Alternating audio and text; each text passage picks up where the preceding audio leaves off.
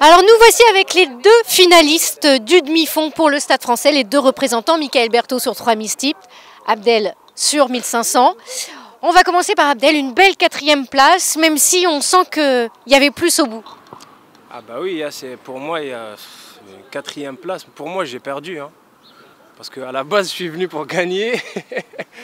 Ben voilà, je repars sans médaille. Bon, c'est pas la fin du monde. Hein, au contraire, ça va m'encourager pour l'année prochaine. Et là, j'ai la rage, là j'ai faim, quoi.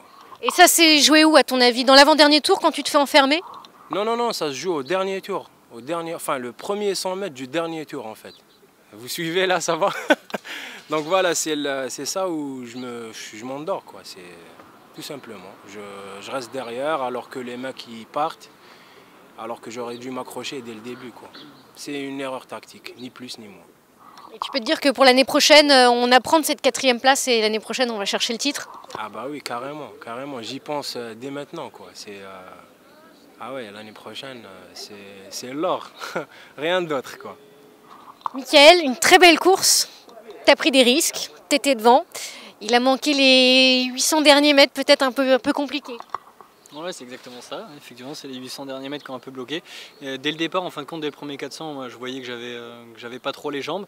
J'ai quand même tenté de m'accrocher jusqu'au deuxième kilo. J'ai suivi les allures, j'étais sur les bases de mon record encore jusqu'au 2e kilomètre. Et puis j'ai totalement craqué en fin de compte dès que la course est vraiment partie dans les 2 derniers tours. Je suis pas un grand finisseur, moi je suis plutôt au train. Et puis là, sur la fin, j'ai senti que j'avais pas les jambes. Et quand je craque, sur Steep, malheureusement, avec la rivière, les passages, je foirais tous mes passages, j'ai foiré la rivière. Je perdais quasiment 4-5 secondes par tour. C'est ce qui m'a fait, en fin de compte, ce chrono un peu médiocre, qui est le même que l'an dernier. Donc avec le même chrono, je fais 4e l'an dernier. Là, je fais 9-7, mais que 6e. Mais bon, il faut relativiser. Je suis quand même finaliste. C'est vrai qu'en est départ d'une course, on a le 4e temps. Forcément, on espère un podium. Quand on voit qu'on est vraiment loin, il faut le dire, hein, je suis quand même loin du podium. On sait qu'il faut encore cravacher, il faut arriver encore plus costaud. Je pense que même mon record 8,54 là, que je fais cette année, c'est pas suffisant pour accrocher un podium. Je pense qu'il faut vraiment se rapprocher des 8,50.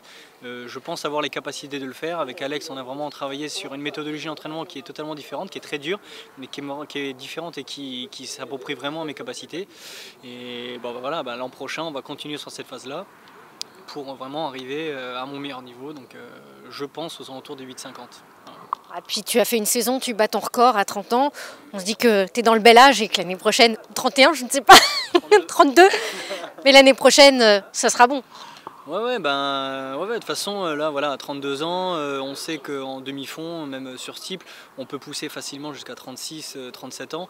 Donc j'ai facilement 5 ans vraiment pour encore progresser.